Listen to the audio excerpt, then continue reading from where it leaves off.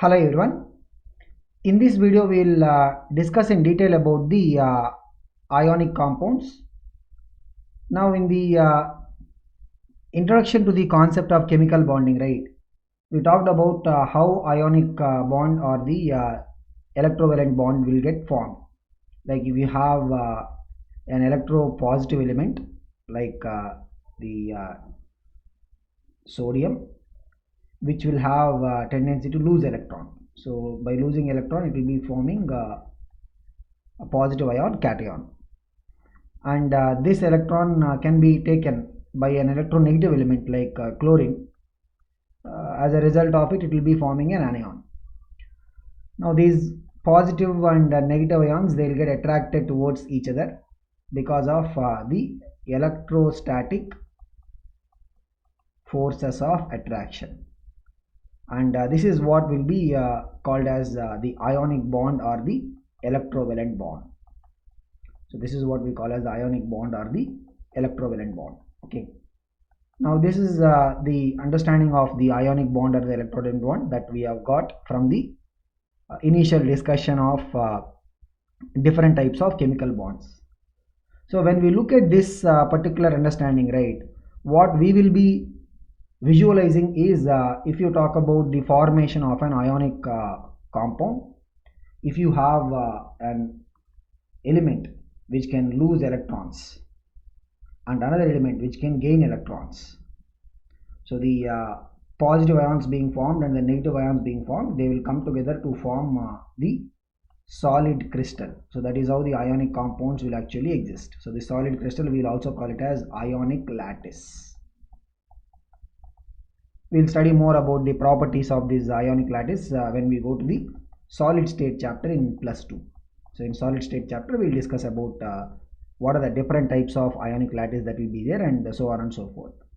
So when we look at this convention and understanding of the ionic compound, right, what we would tend to think is that if you have an element which has got comparatively low ionization enthalpy. Now ionization enthalpy will be what? It is representing the enthalpy change involved when an electron is removed from the gaseous atom of an element.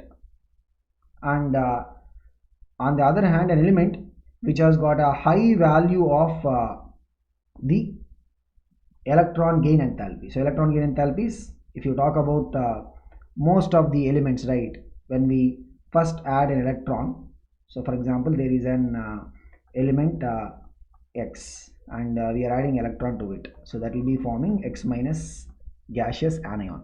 So in most of the cases, the first electron gain enthalpy will be what? Negative. So about this we have discussed in the periodic classification of the elements. So if you have the electropositive element which has got comparatively low ionization enthalpy, ionization enthalpy represents what? It is the energy required, isn't it? And the electronegative element which has got a high negative value for electron gain enthalpy, because electron gain enthalpies will be what? Mostly negative, and negative represents what? That much amount of energy is released. Like say for example the ionization enthalpy value is say plus 100 kilojoule per mole, and electron gain enthalpy is minus 150 kilojoule per mole. When we look at the overall process, right, what is the total net enthalpy change? When you add both of them, it will be what? Minus 50 kilojoule per mole. So we will have an understanding that if you have the electropositive element with low ionization enthalpy and electronegative element with high negative value for the electron gain enthalpy, right, what we tend to think is an ionic bond or electrovalent bond can be easily formed. So this is what is the understanding we'll have from the basic discussion of the ionic bond. But the thing is there will be many more steps involved in the formation of an ionic bond. It is not just about the two energy changes we are discussing. So there will be many more steps involved, and the complete picture about the ionic compound or the ionic bond will come when we analyze all these steps involved. Okay, so there will be more steps in the formation of an ionic compound than the just ionization enthalpy and the electron gain enthalpy. Okay, So what are these steps involved in the formation of ionic compound, or how do we understand the overall feasibility of forming an ionic compound? So the overall feasibility of forming an ionic compound, right, is better explained by using the energy cycle, which we call as the Born-Haber cycle. So Born-Haber cycle basically tries to give us a complete picture in terms of energy consideration. It will help us to understand the ionic bond formation using the energy consideration. So what is this Born-Haber cycle?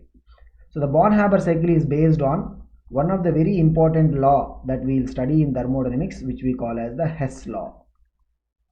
So Hess law is a law related to the enthalpy changes. What is it? It's a law related to the enthalpy changes. Now, what the Hess law basically states is, if you have an overall reaction or an overall process, an overall reaction, whatever the enthalpy change, generally we will represent the enthalpy change with what? Delta H. And if you look at the reaction to be happening in multiple steps, step 1, step 2, step 3, like that, the overall enthalpy change will be equal to sum of enthalpy changes. It will be equal to sum of enthalpy changes of the individual steps. Okay, so what it is, we will be able to understand by using this Born-Haber cycle. And of course we will study more about the Hess law when we go to thermodynamics. So let us look at it. If you have the formation of an ionic compound, which is in this case we are trying to analyze sodium chloride solid crystal, it is going to be formed starting with the sodium metal, which is in the solid state, and chlorine will be in which form? It will be in the diatomic molecules, gaseous form. So the sodium solid plus half a mole of chlorine gas, as per the stoichiometric equation, will be giving us the sodium chloride ionic crystal. So this is the solid ionic crystal that is formed. Okay, now for this overall process we say Q is the total enthalpy change. Now the same process, right, can be analyzed by using an alternative approach. What is alternative approach? So here we have a direct combination. Okay, so the Born-Haber cycle will try to explain the same phenomena by using an alternative approach. So the Born-Haber cycle is based on the fact that the formation of an ionic compound, right, may occur, means we can either see it as a direct combination of the elements, like here you can see, what is it? Sodium solid plus half chlorine gas gives rise to NaCl ionic solid crystal. That is one way of looking at it. Other way is what? By looking at the individual steps. That is what we are calling as the alternative process. So what is the alternative process? First, what happens is, if you break it down, first the sodium solid will undergo sublimation. That will be giving rise to sodium atoms in the gaseous state. And here the enthalpy change will be called as the sublimation enthalpy, or enthalpy of sublimation. And think about it, if you are converting a solid into gas, that is going to require energy, isn't it? So the enthalpy of sublimation is going to be positive. Any energy requirement will be what? Positive. Energy release will be negative. In the next step, these gaseous sodium atoms, right, they will undergo ionization. In fact, that is how we will define the ionization enthalpy, right? So from the gaseous atoms, when we remove electrons, the enthalpy change involved is called as what? Ionization enthalpy. This definition we have seen in the periodic classification of elements. So here the sodium in the gaseous state will form sodium ions in the gaseous state, and the enthalpy change for this is what? Ionization enthalpy. This also is going to be positive because this also is energy required.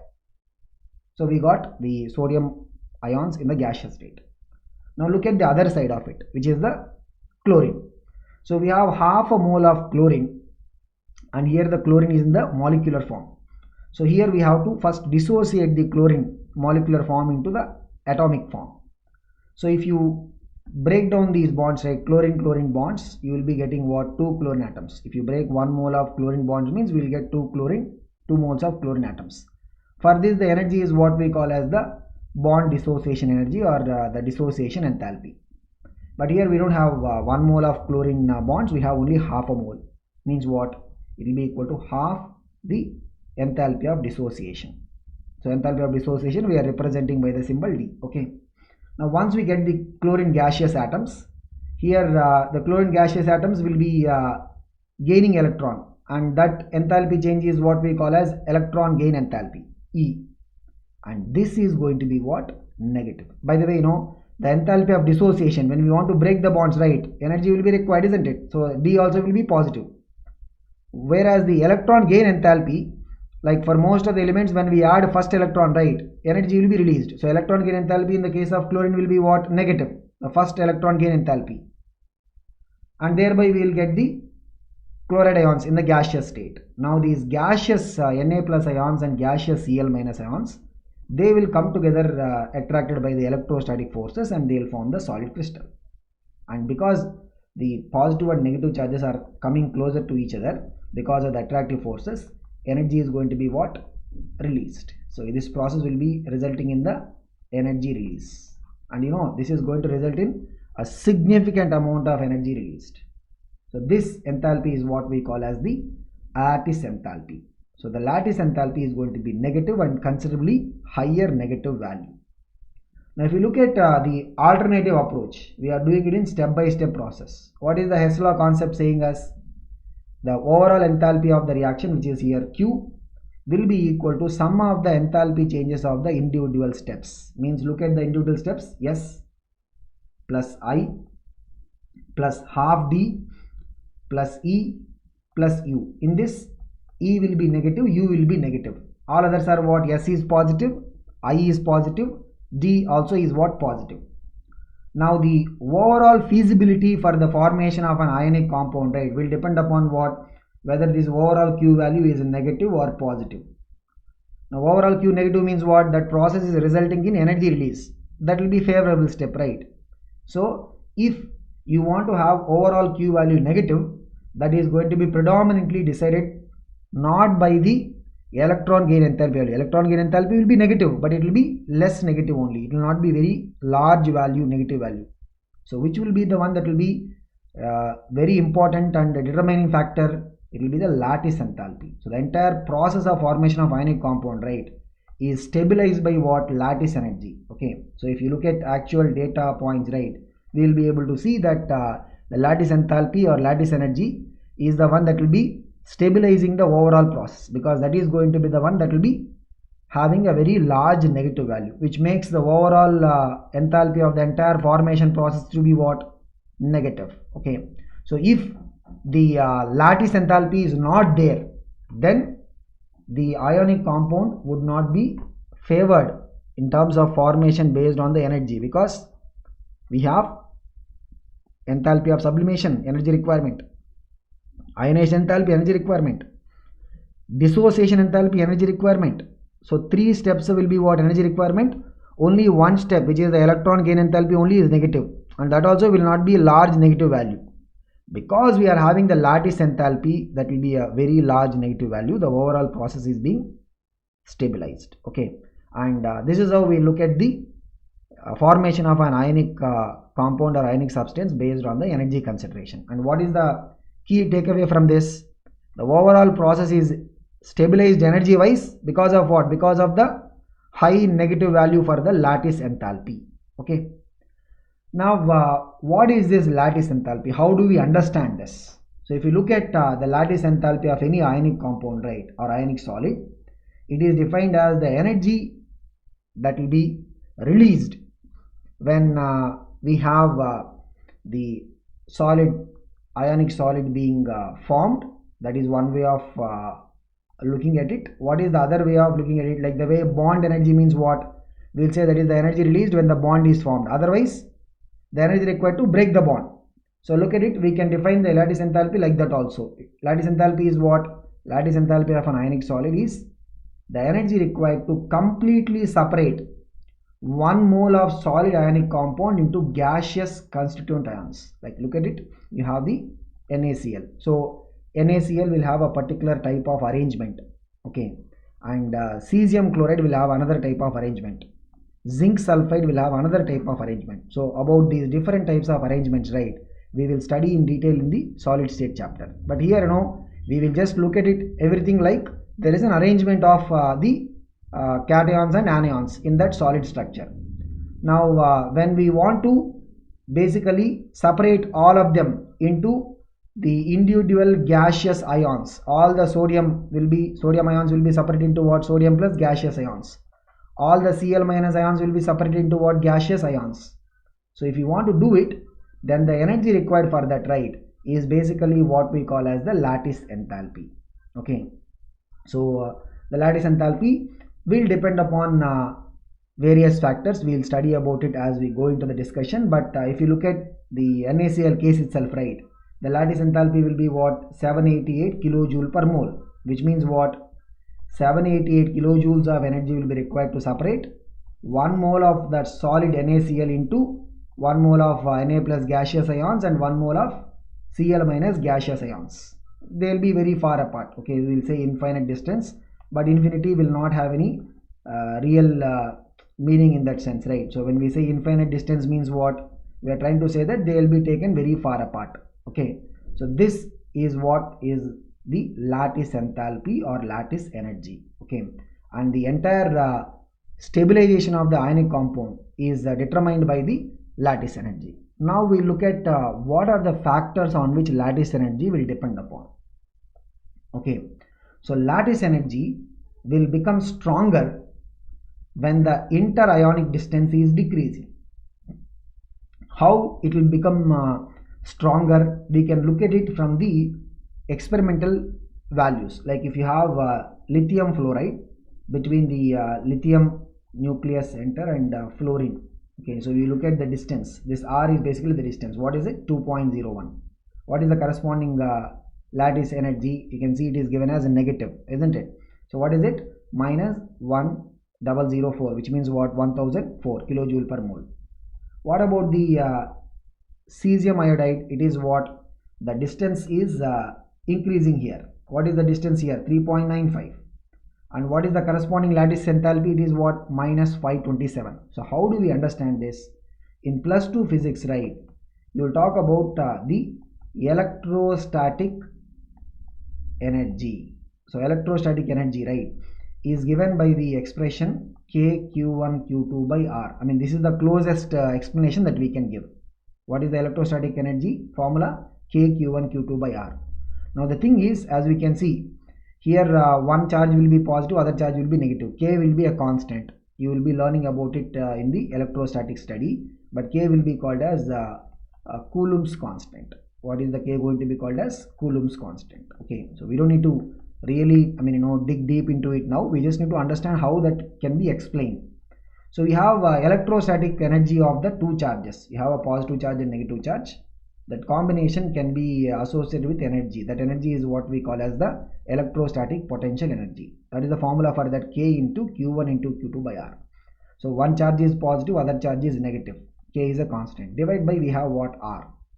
Now as R value is decreasing, right? Imagine as R is decreasing, the overall term will become what? It will be becoming more negative, isn't it?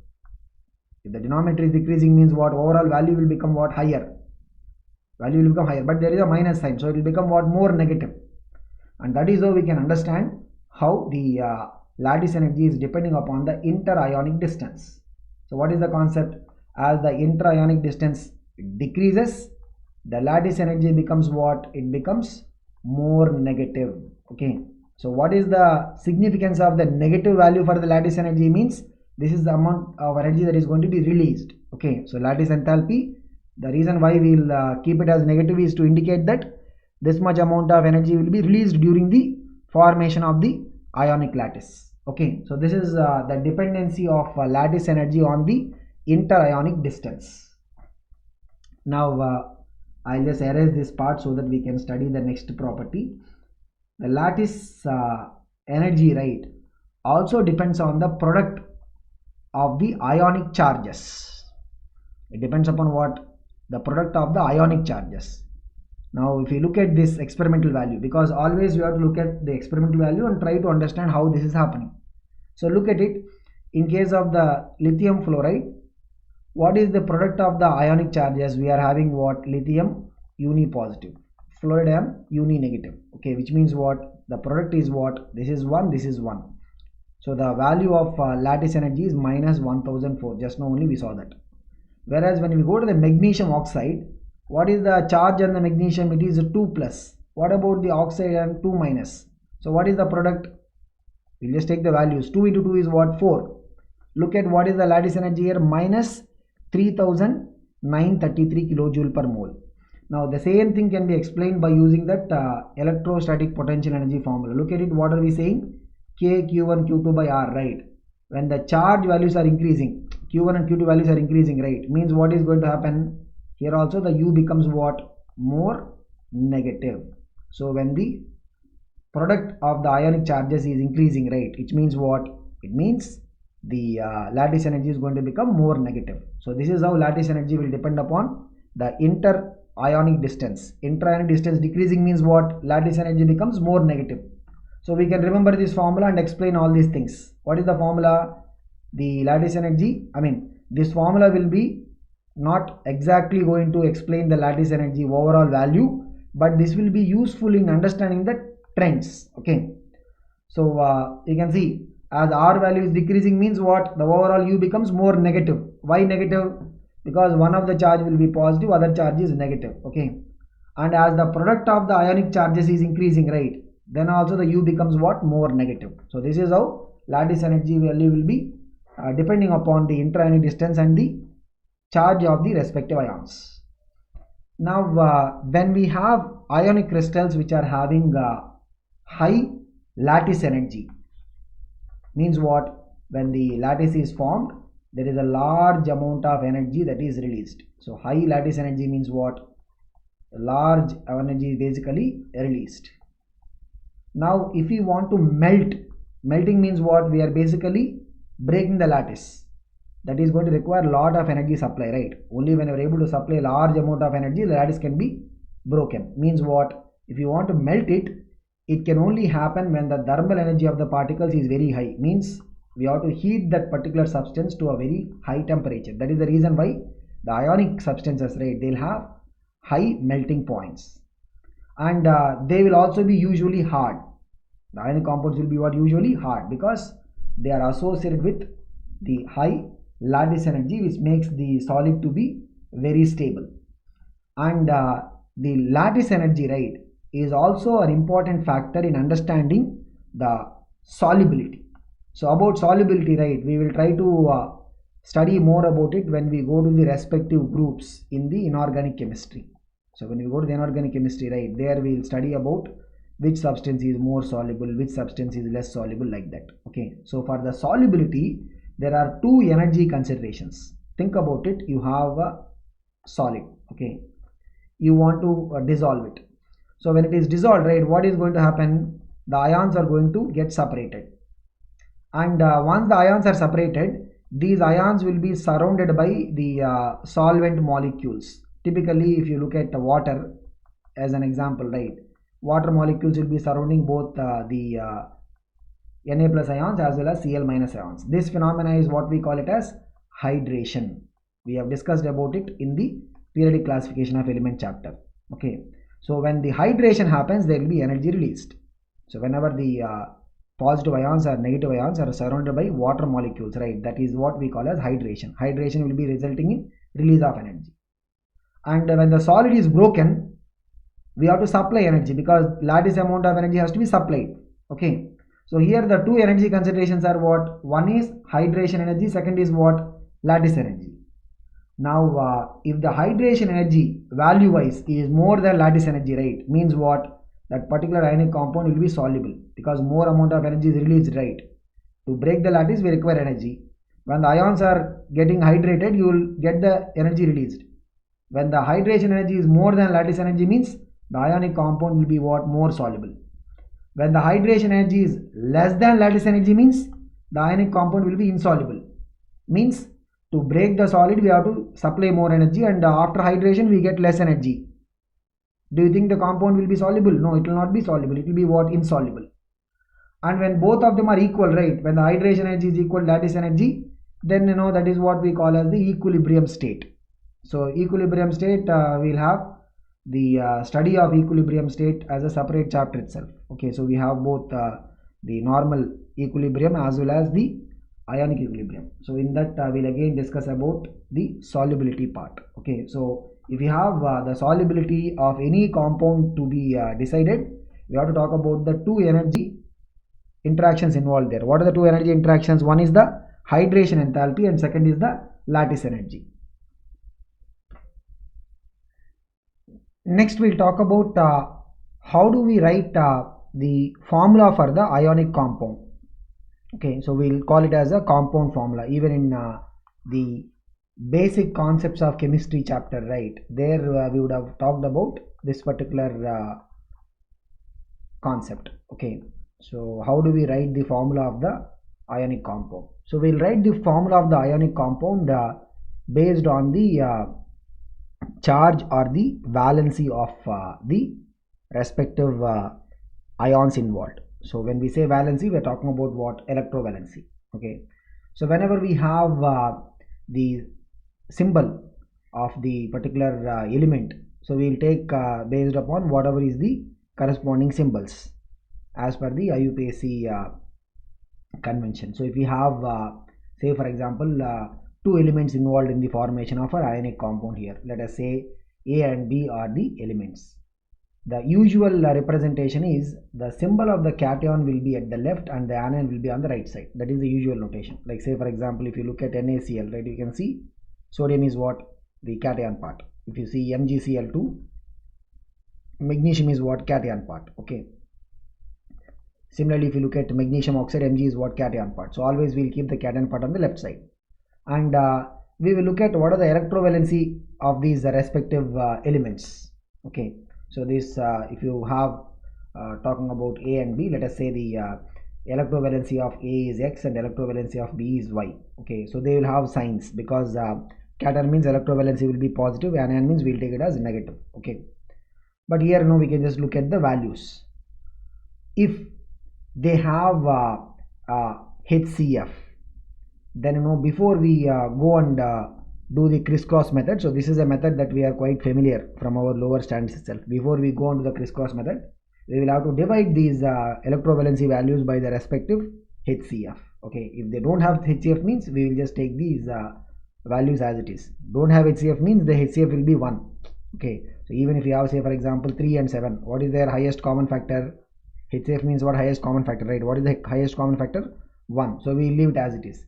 Instead, if we have say for example 2 and 4, what is the highest common factor? 2. So we have divided both of them by 2. Okay, now once we get these numbers, so we will take valencies as it is. If they don't have if they don't have highest common factor other than 1, if they have a highest common factor means we have to divide by that highest common factor and take the values. Now what we'll do is above A we'll keep this X value, above B we'll keep Y, and we'll do the crisscross. When you do crisscross, what you are going to get? Your X will come here, Y will go there. So what is the formula of that ionic compound? It will be AYBX. Like say for example aluminum sulfate. Aluminum, what is the electrovalency? 3 plus. Sulfate ion, what is the electrovalency? 2. So we do crisscross, 2 will come here. So when we are writing the formula, we will not take the sign values, we will just take the value itself. For the sulfate ion, it is what? 3. So what is the formula? Al2SO4 the whole thrice. So this also we have to be careful. Here the SO4 entity is coming 3 times. That's why we are putting whole thrice. If you look at magnesium oxide, right? Magnesium is what? Plus 2. Oxygen is what? Minus 2. Here we can see before we do crisscross, right? Here they have a highest common factor which is 2. We have to divide that by 2. So we will get what? Here plus 1 we will get, here minus 1 when we divide by 2. Now you do crisscross, we will get a 1 here 1, because we will not take the signs, we will just take their values. So what will be the formula for the magnesium oxide? It is what? MgO. It will not be Mg2O2, it will be what? MgO. So we are divided by the highest common factor. Like that we will be able to write the formula for the ionic substances. Okay, and here in case of covalent substances, right, the formula represents, say for example we will tell the molecular formula for methane is CH4. It means what? If we take a molecule of methane, in that we'll have a carbon bonded to 4 hydrogens. So we'll have 1 carbon and 4 hydrogens. Of course here the bonding will be in a tetrahedral manner, where carbon is bonded to all the 4 hydrogens, with each of the hydrogen located at the corners of the tetrahedron. That I am not representing here, but yeah, so we'll have 1 carbon and 4 hydrogens in a molecule. But the formula for the ionic compound, right, it represents what is the overall ratio of the ions present. So here we will not have any molecule, right? In the ionic crystal, say for example we have 1 lakh magnesium ions, corresponding to that we will be having 1 lakh oxide ions. That is what it is. Okay, so if you look at here, if you have the formula Al2SO4 thrice, means if you have 2 lakhs of aluminum ions, for that we will be having 3 lakhs of sulfate ions. So the formula in case of ionic substances represents what? The ratio in which these ions are present in the lattice. So this is about the approach to write the formula for the ionic compound. So in the next video, right, continuation on the discussion about the ionic compounds, we'll talk about the polarization of an ionic bond, and we'll also discuss on some important rules called as Fazan's rules that will help us to understand how an ionic bond will get polarized.